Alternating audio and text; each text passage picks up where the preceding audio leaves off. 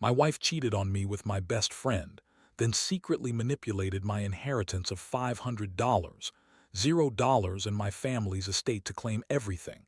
Now she's suing me for half of our house, even though I found out she's been planning this for years. I never thought I'd be the guy writing a story like this, but here I am. You know that feeling when your whole world suddenly shatters in a single moment? Yeah, that's exactly what happened to me. One day, I was just going about my usual routine, and the next I found out my wife, Lisa, had been cheating on me with my best friend, Mark. The worst part, it wasn't some quick fling. They'd been sneaking around for years, probably even before we got married. It's like I was living in some twisted soap opera, only this was real life. Honestly, I should have seen it coming. Lisa always had a way of making herself seem perfect, but beneath that veneer, there was something cold and calculating. She always dismissed my concerns, told me I was paranoid or insecure. But I noticed little things: her phone buzzing at odd hours, her disappearing into the bathroom for long stretches, her being overly defensive when I asked about her whereabouts. I brushed it off, thinking I was just overthinking it. But deep down, I knew something wasn't right. It all came to a head one evening when I decided to check our bank accounts after noticing some odd charges. I'd been suspicious for a while, especially when I saw that she'd been withdrawing money without my knowledge. I'd always handled our finances, so I knew when something wasn't adding up. That's when I found out she had secretly manipulated the inheritance I was supposed to get 500, that was meant to set us up for life. Instead, she'd been funneling it into her own accounts, along with our family's estate, claiming she was just managing the money better. Yeah, right. I couldn't believe my eyes. The inheritance, the estate, she was planning to take everything from me, from us, behind my back.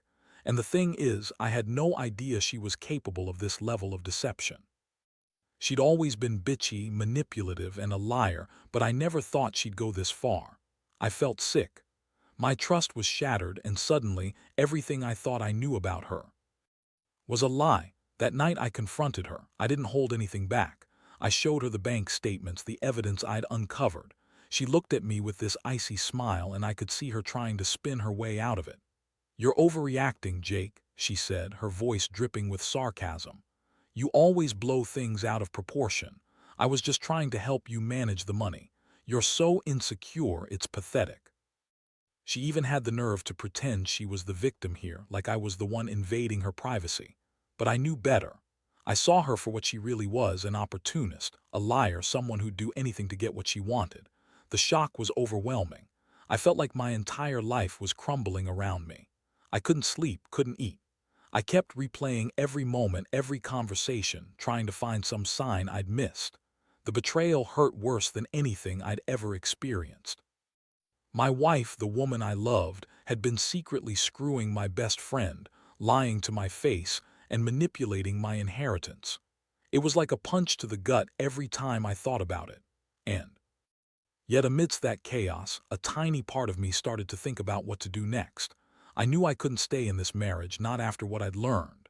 But I also knew I had to be careful. Lisa was cunning. She had already started to turn the tables, making me look like the bad guy. She'd been planning this for years, and I had no doubt she'd do everything she could to keep what she stole. I needed a plan, a way to get justice and protect what was left of my life. But first I had to process this mess, figure out how to confront her again, or maybe just cut my losses and walk away. That night I lay awake in bed, staring at the ceiling, feeling betrayed, furious, and helpless all at once. I kept thinking about the life I thought I had, trusting, stable, full of hope. Now it felt like that life was just a fragile illusion, shattered beyond repair. I knew things would never be the same. I just didn't know how I'd pick up the pieces, or if I even could. All I knew is I'd never trust her again, and I'd make damn sure she paid for what she did. The days that followed were a blur of anger, confusion, and planning. After that initial confrontation, I didn't speak much to Lisa. I needed space to think, to breathe, and to figure out my next move without her spinning more lies or trying to manipulate the situation. She played the victim card hard, crying, saying I was paranoid, accusing me of turning into some jealous psycho. But I saw right through her. Her tears, fake. Her apologies, hollow. The only thing I saw clearly was that she had been planning this for years, and now she was trying to cover her tracks. I started digging deeper into her financial manipulations.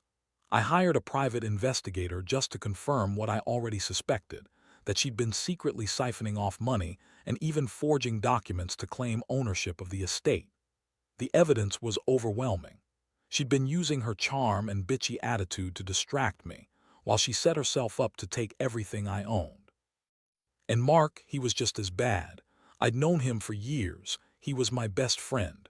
Turns out he'd been screwing my wife behind my back for longer than I had known. The betrayal cut deep. I remember the exact moment I decided I wasn't going to let her get away with it. I sat down with a lawyer, one I found through a friend's recommendation. We went through everything, her financial games, her lies, the fake documents she'd forged, all of it. My lawyer told me there was a clear case for fraud and we could challenge her claims to the house and the estate. But I also knew Lisa was cunning. She'd already started to manipulate the legal system, filing her own claims to half of everything, even though I was the rightful inheritor of the money and the estate. She was trying to play dirty, and I had to be just as ruthless. Meanwhile, I kept a close eye on her. She was acting more bitchy and entitled than ever, throwing tantrums when I questioned her about money or her whereabouts. She'd lie flat out, deny everything, then turn around and accuse me of being paranoid or insecure. She'd even try to guilt-trip me, saying I was ruining our marriage over nothing. But I knew better. I saw through her facade now.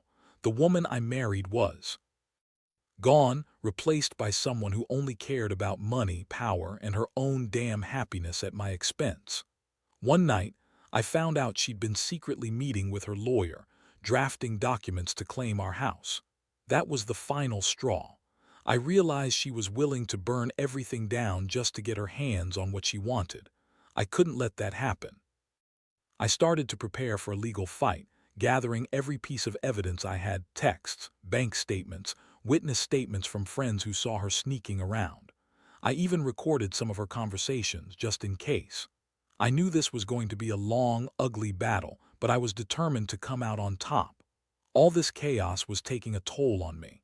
I felt betrayed, angry, and hurt, but I also felt a strange sense of clarity.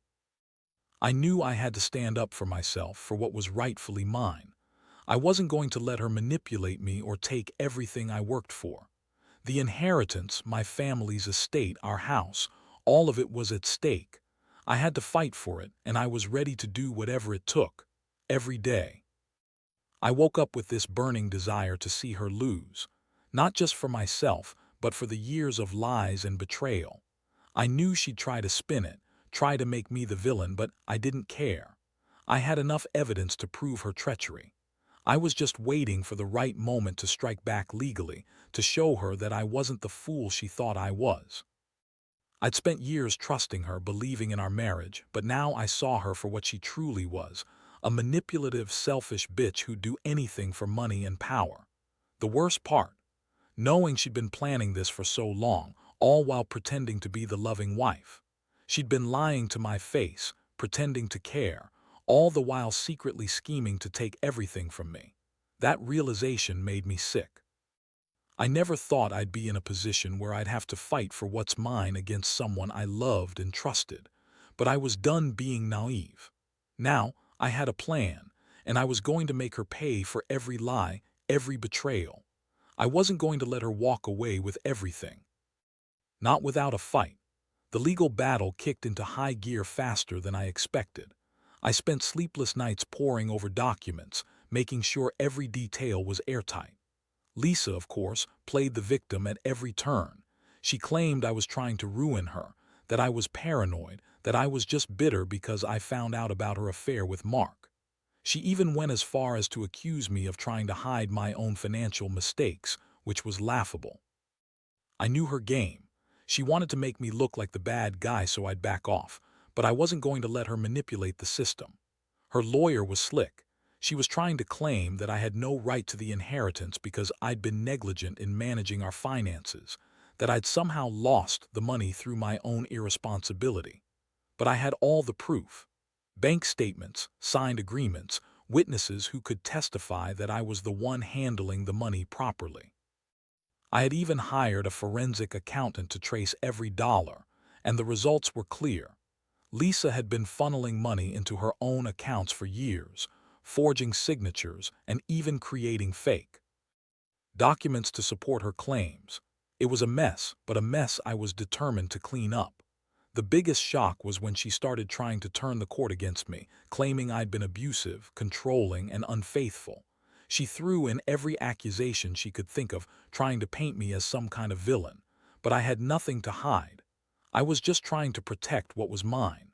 The more she lied, the more I realized how deeply she'd gone into this scheme.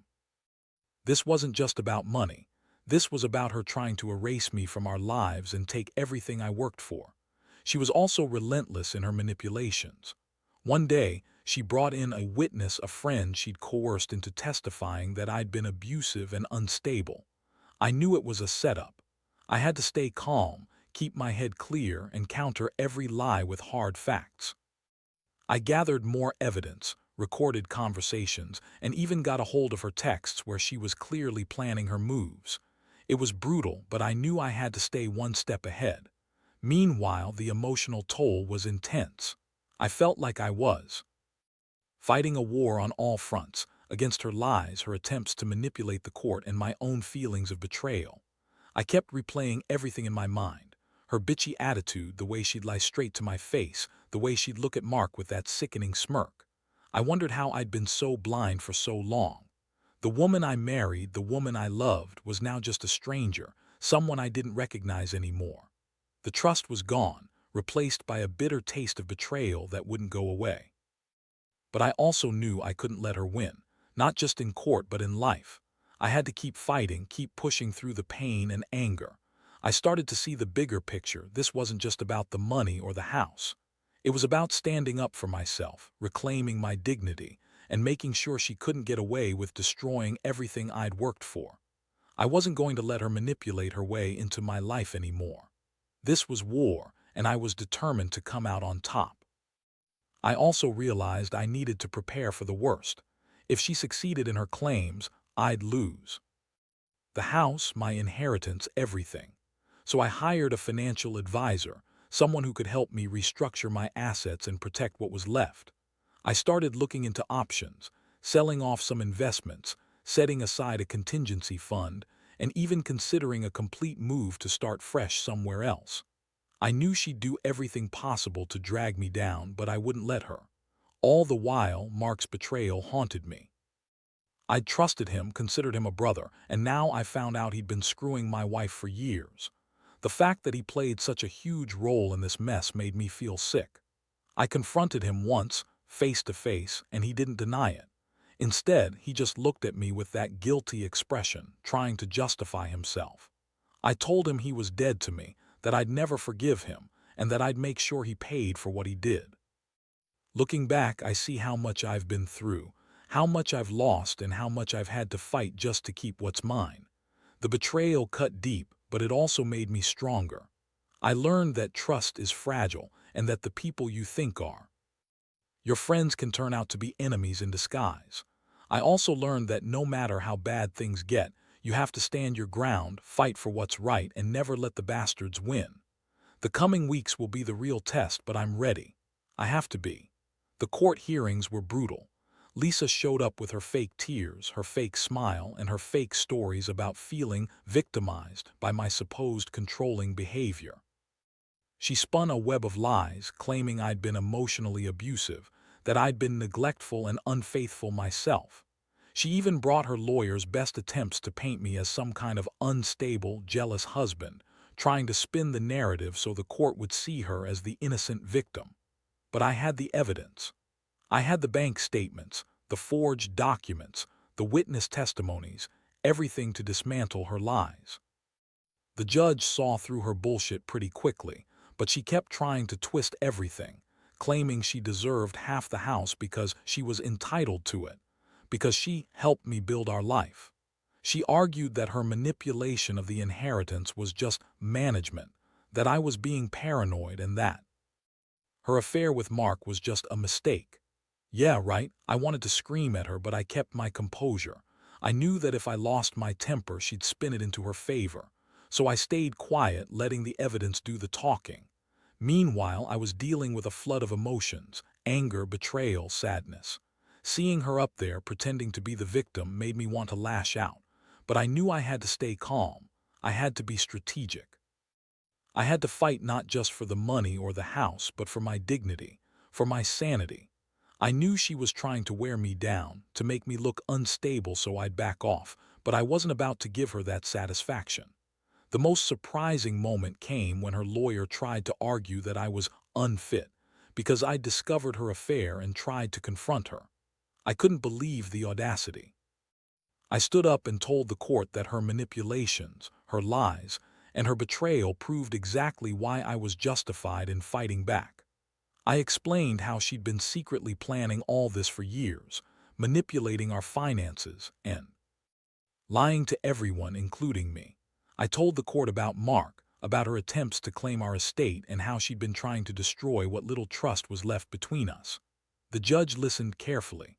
I could tell he was skeptical of Lisa's stories, especially once I presented the hard evidence.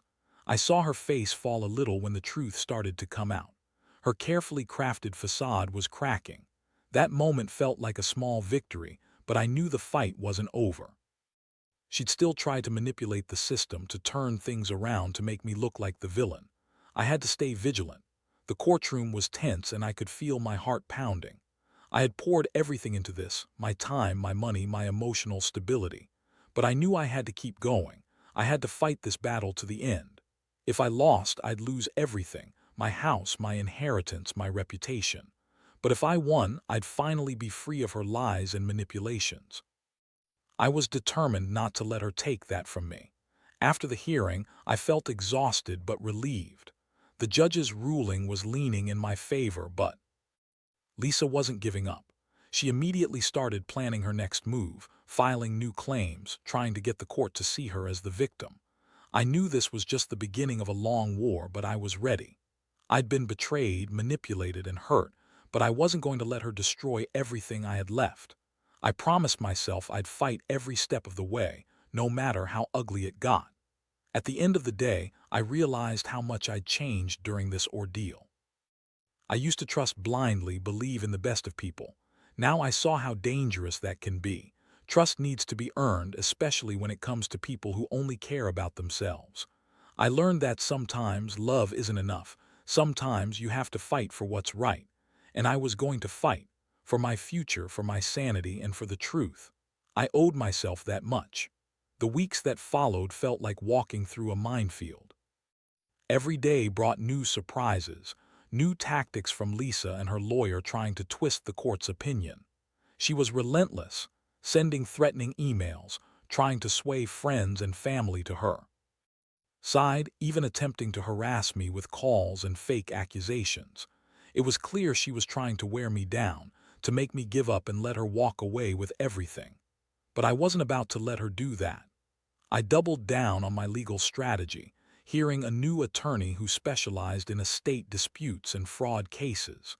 We worked around the clock, preparing for every possible scenario. I kept collecting evidence: more recordings of her conversations, new witness testimonies, and even some digital footprints from her phone that proved she was orchestrating this entire scheme. I knew she was trying to manipulate the court's perception of me, but I had to stay one step ahead. Meanwhile, I started to feel the emotional toll more acutely. I'd been numb for so long, trying to stay focused, but now the weight of betrayal hit me like a ton of bricks. Every time I saw her bitchy smirk or heard her lying through her teeth, I felt a surge of rage. How could she do this?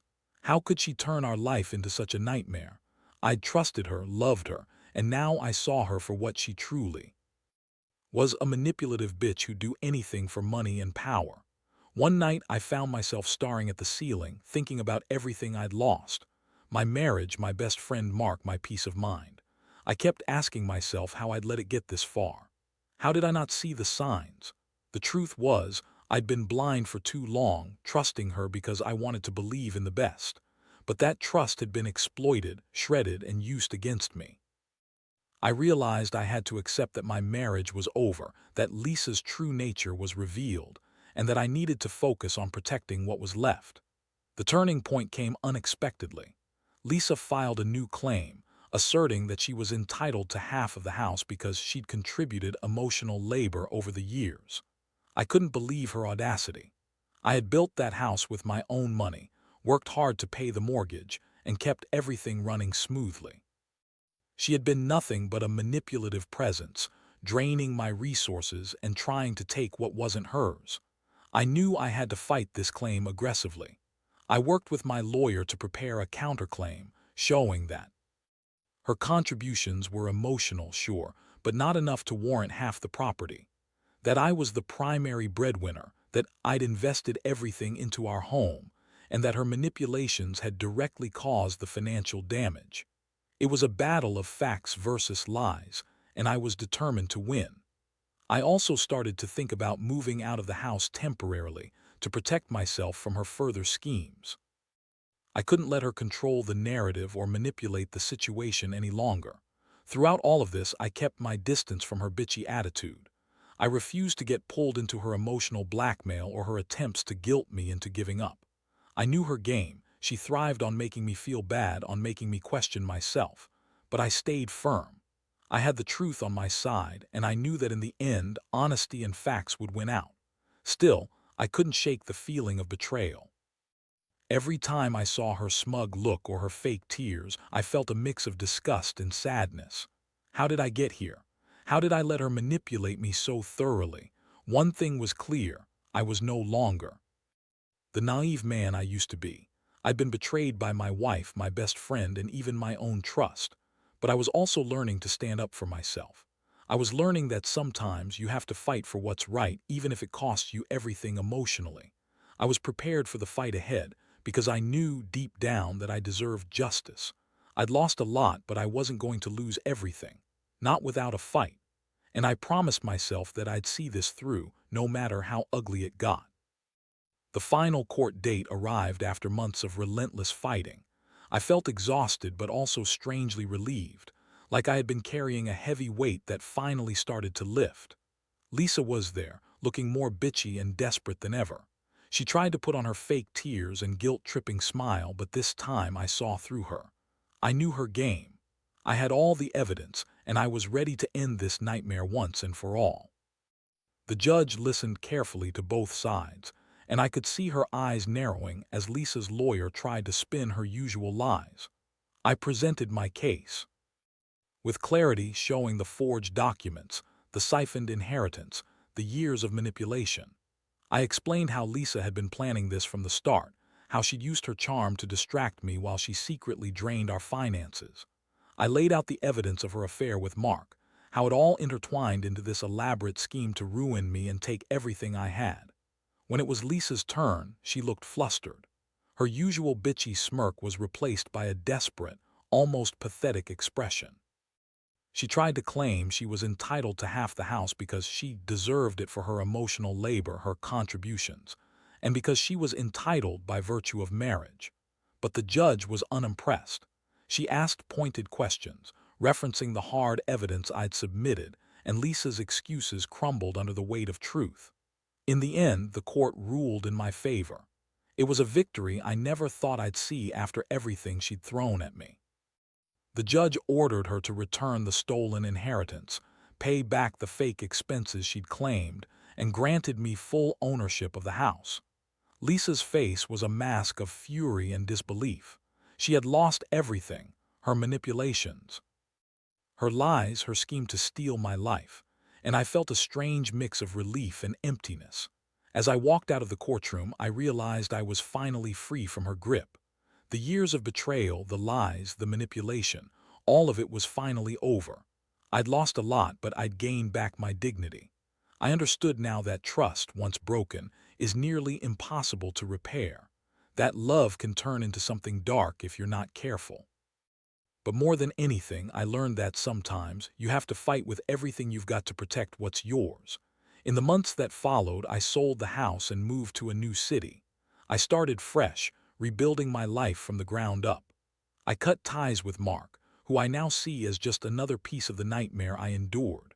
I took therapy to heal the emotional scars, and I focused on myself, my future, my peace of mind, and my own happiness. The pain of betrayal will never fully go away, but I now know how to protect myself better. Looking back, I realize how much I've grown. I learned that people can surprise you, sometimes in the worst ways, but I also learned that resilience matters. That standing up for yourself, even when it seems impossible, is the only way to truly move forward. I hope my story serves as a warning. Never blindly trust, always watch for the signs, and never be afraid to fight for what's right. Because in the end, justice prevailed, and I finally found peace.